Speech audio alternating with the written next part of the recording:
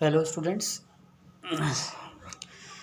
अभी हम बात कर चुके हैं कॉम्बिनेशन रिएक्शंस पे यानी एडिशन रिएक्शन की, और सेकंड टाइप की जो रिएक्शन है उसकी बात करेंगे, डिकम्पोजिशन और डिसोसिएशन रिएक्शन।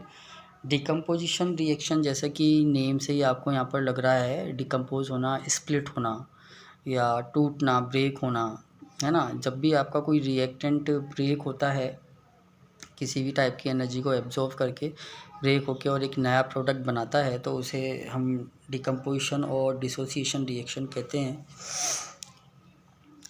यहाँ पर मैंने लिखा हुआ है, देखिए आप, in those reactions in which one reactant decompose into two और more product by the help of heat, sunlight and electricity. यानी एनर्जीज कौन सी हो सकती हैं यहाँ पर? हीट हो सकती है, इलेक्ट्रिसिटी हो सकती है और सनलाइट हो सकती है।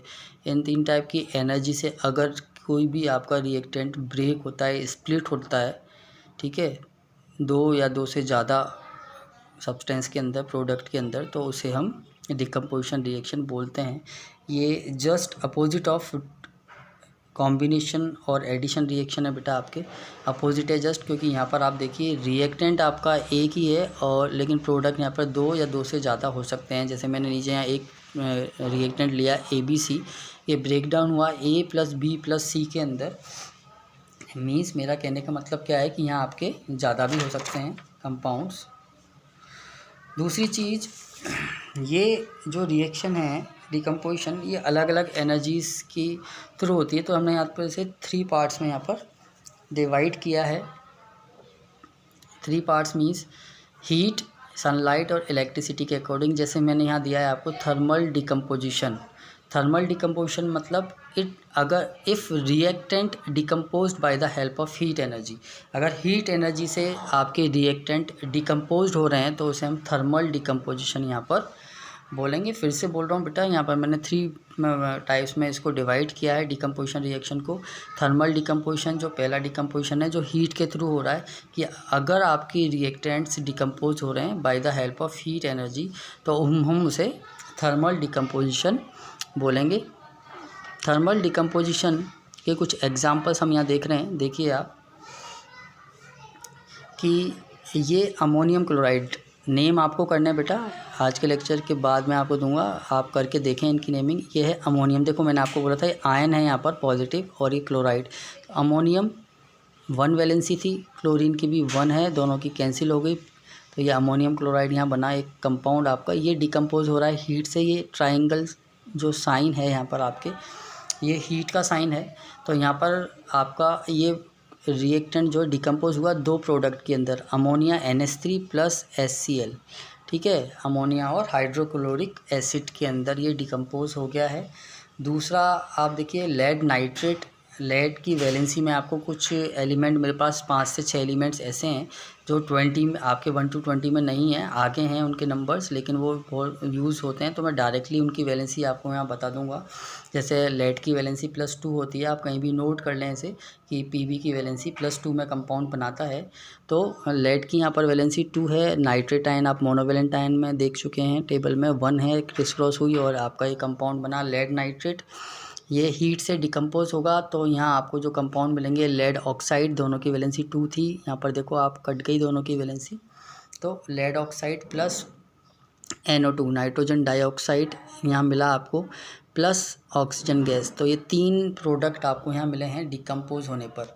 जब आपका लेड नाइट्रेट डिकम्पोज होगा तो ये 3 तरह के आपको प्रोडक्ट यहाँ पर मिलेंगे। फिर आप देखिए कैल्शियम कार्बोनेट, यहाँ पर ये हीट से डिकम्पोज हुआ, calcium oxide + carbon dioxide, 2 product आपको यहाँ पर मिलेंगे। ये भी बहुत पेपर में सब पूछी जाती है सबसे ज़्यादा, ये रिएक्शन कैल्शियम कार्बोनेट वाली, और इसके जस्ट नीचे जो हम पढ़ने वाले हैं सबसे ज़्यादा पेपर्स में इसके क्वेश्चंस आते हैं। और जो एक और भी काफ़ी सारी हैं, मैंने कुछ यहाँ आपको दिए हैं ताकि आपको ईजी हो जाए। FeSO4 को मैंने यहाँ डिकम्पोज किया, Fe2O3 + SO2 + SO3। एक और इम्पोर्टेंट चीज़ डिस्कस करूँगा बेटा आपसे यहाँ पर कि हम यहाँ 5 टाइप की रिएक्शंस देखेंगे। केवल आपको सिर्फ डिकम्पोजिशन जो रिएक्शंस हैं, जो मैं आपको यहाँ पर ये केमिकल इक्वेशंस हम देख रहे हैं, सिर्फ इन्हीं में आपको लर्निंग प्रोसेस करनी पड़ेगी कि प्रोडक्ट क्या बनेंगे। आपको याद होना चाहिए कि इसके टूटने पर ये प्रोडक्ट बनता है।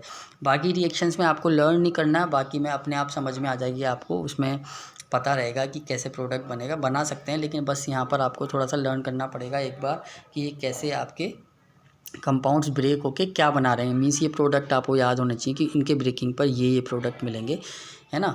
बाकी रिएक्शंस में नहीं, बाकी जो 4 टाइप की रिएक्शन है वहाँ आपको दिक्कत नहीं आएगी बिल्कुल भी, ठीक है।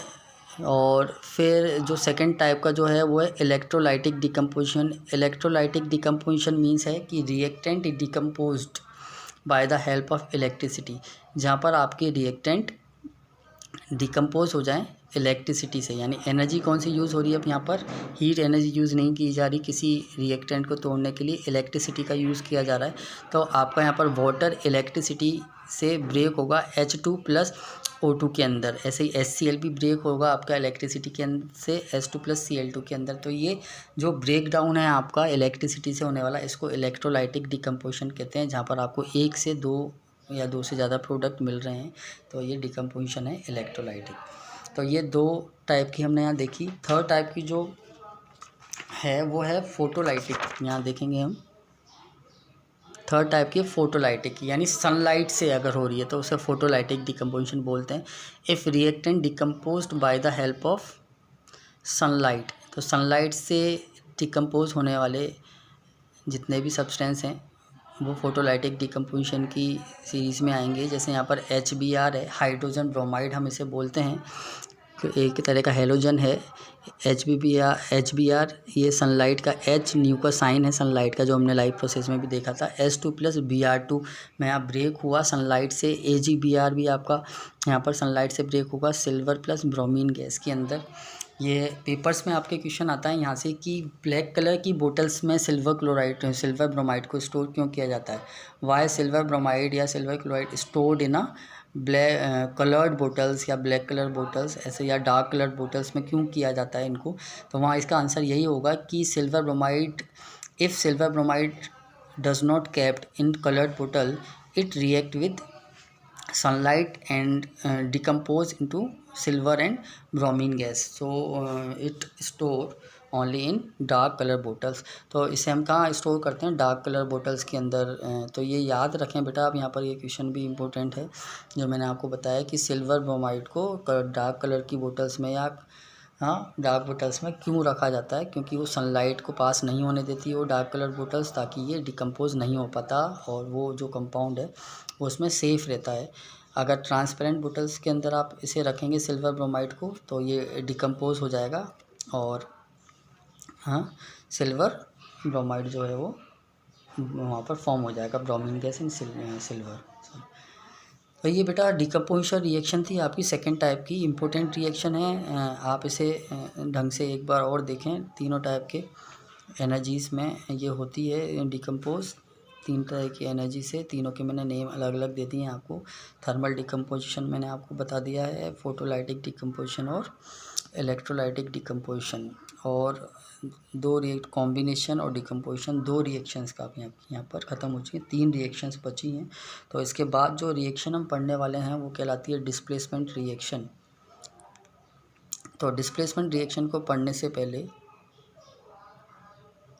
हमें एक चीज़ पढ़नी पड़ेगी बेटा जो उसके लिए ज़रूरी है, वो है रिएक्टिविटी सीरीज़। 8th क्लास में आपने ये पढ़ी होगी, ठीक है। क्या चीज़ रिएक्टिविटी सीरीज़ की, एक ऐसी सीरीज़ जिसके अंदर मेटल जो है वो अरेंज होते हैं उनकी रिएक्टिविटी के अकॉर्डिंग, कि जो सबसे ज़्यादा रिएक्टिव मेटल है वो सबसे ऊपर, फिर उससे कम वाला उससे नीचे और उससे नीचे।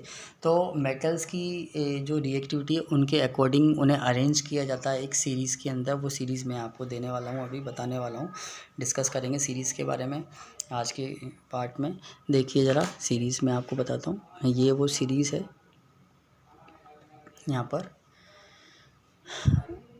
पोटेशियम देखिए आप, potassium, sodium, barium, calcium, magnesium, aluminium, zinc, iron, tin, lead, hydrogen, copper, mercury, silver, gold, platinum.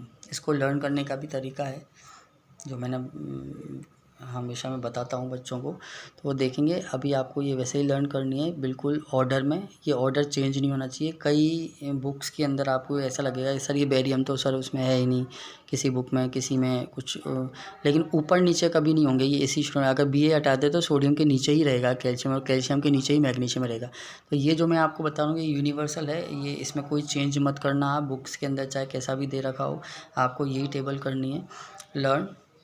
हाँ, यहाँ पर जो इनकी रिएक्टिविटी है वो पोटेशियम की रिएक्टिविटी सबसे ज़्यादा है, और जैसे जैसे आप नीचे चलोगे प्लेटिनम की रिएक्टिविटी सबसे कम रिएक्टिविटी है, सबसे लो रिएक्टिव हैं ये एलिमेंट। सिल्वर, गोल्ड, प्लेटिनम जो नीचे नीचे आपको यहाँ पर दिए हुए हैं लो रिएक्टिव एलिमेंट्स के अंदर इनकी काउंटिंग होती है। ये हाई रिएक्टिव एलिमेंट में पोटेशियम, सोडियम, आपने पढ़ा होगा कि पोटेशियम सोडियम को स्टोर क्यों करके रखते हैं केरोसिन के अंदर, बिकॉज ये रिएक्ट हो जाते हैं तुरंत से ऑक्सीजन से एंड ऑक्साइड्स फॉर्म कर लेते हैं, इसलिए ऑयल केरोसिन के अंदर इनको स्टोर करके रखा जाता है पोटेशियम और सोडियम को। उसका रीज़न यही है बेटा कि रिएक्टिविटी सीरीज़ में मेटल्स में सबसे ऊपर यही हैं दो एलिमेंट्स आपके, ठीक है। उसके अलावा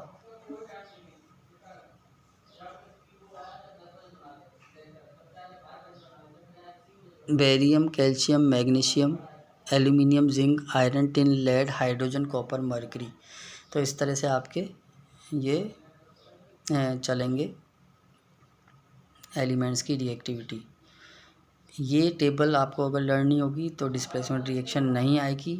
आप इस टेबल को बेटा ढंग से पहले लर्न करें, उसके बाद हम डिस्प्लेसमेंट रिएक्शन नेक्स्ट लेक्चर के अंदर हम देखेंगे, तो आप इसकी तैयारी करें। अभी तक हम चैप्टर में क्या पढ़ चुके हैं वो मैं आपको बता देता हूँ। केमिकल रिएक्शंस क्या होती हैं वो हम देख चुके हैं, टाइप ऑफ रिएक्शंस तो हम बाद, उससे पहले हम एविडेंस देख चुके हैं केमिकल रिएक्शन के। फिर मैंने आपको 3 चीज़ें बताई थी कि जो आपको करनी है बेटा लर्न, बार बार बोल रहा हूँ मैं आपको कि 1 to 20 एलिमेंट, फिर वैलेंसी आपको फाइंड आउट करना आना चाहिए, और उसके बाद आपकी जो आयंस की जो टेबल है वो आपको आनी चाहिए, और फिर टाइप ऑफ रिएक्शन में कॉम्बिनेशन, एडिशन रिएक्शन और दूसरी डिकम्पोजिशन हम देख चुके हैं। थर्ड रिएक्शन डिस्प्लेसमेंट रिएक्शन हम देखेंगे, लेकिन उससे पहले आपको ये रिएक्टिविटी सीरीज़ लर्न करनी पड़ेगी। अगर आपको अभी तक कोई भी डाउट आ रहा है इसमें तो आप मुझसे पूछ सकते हैं लेक्चर सुनने के बाद, ठीक है। अभी कुछ मैंने देखा कि पुराने लेक्चर्स आप ले नहीं रहे हैं बेटा, 1-2 लेक्चर जो पुराने 2 लेक्चर्स हो चुके हैं आप बहुत लेट कर रहे हैं, लेट चल रहे हैं, तो थोड़ी सी अपनी स्पीड बढ़ाओ। लेक्चर्स को मैं कई बार बोल चुका हूँ आपको, टाइम पर लेक्चर्स को लो, जिस दिन वो लेक्चर्स हो रहे हैं कोशिश करो बेटा उसी दिन उसको ख़त्म कर लो, या नेक्स्ट डे कम से कम उसको देखें। मुझे पता लग जाता है कि आपने लेक्चर ये नहीं लिया है, तो अभी वीकेंड पर आपका एग्ज़ाम भी हो सकता है, एग्ज़ाम में लाइव प्रोसेस पूरा आ सकता है आपके, तो तैयारी बेटा करें लाइव प्रोसेस चैप्टर की, और इस चैप्टर को भी साथ साथ पढ़ते रहें। Thank you.